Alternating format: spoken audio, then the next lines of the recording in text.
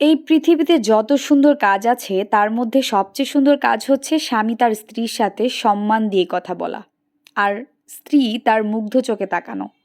আপনি কি জানেন এই পৃথিবীতে সবচেয়ে দামি জিনিস কি? নারীর চোখের মুগ্ধতা।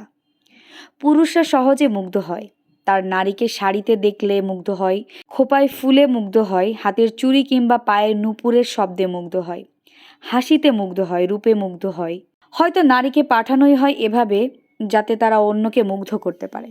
কিন্তু নারী মুগ্ধ হয় পুরুষের সুন্দর ব্যবহারে। আমাদের দেশে এখনো ভালোবাসা আর ভালো ব্যবহারের পার্থক্য অনেকেই জানে না।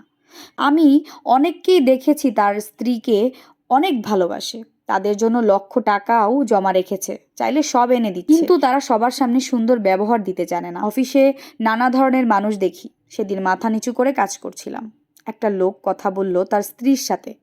সে যে টোনে কথা বলল তার স্ত্রীর সাথে, আমি মাথা তুলতে বাধ্য হলাম।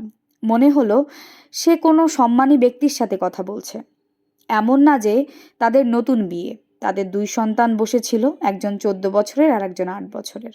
আমি লোকটা কে, কেমন সেটা জানার আগে প্রথম ধারণা হলো লোকটা শিক্ষিত। শুধু শিক্ষিতই না, স্বশিক্ষিত। তার স্ত্রীর চোখে আমি যে মুগ্ধতা দেখেছি, আমার মনে হলো যেন সদ্য প্রেম করা কিশোরী। দুজন 40 ছুঁই ছুঁই মানুষ, তাদের নিত্য কথা বলছে একে অপরের সাথে। আমার মনে হচ্ছে পৃথিবীতে এমন সুন্দর দৃশ্য খুবই কম ঘটে। তাই বলি, নারীর মুগ্ধতা পুরুষের ব্যবহারে। জীবন সুন্দর যদি মানুষটা সঠিক হয়।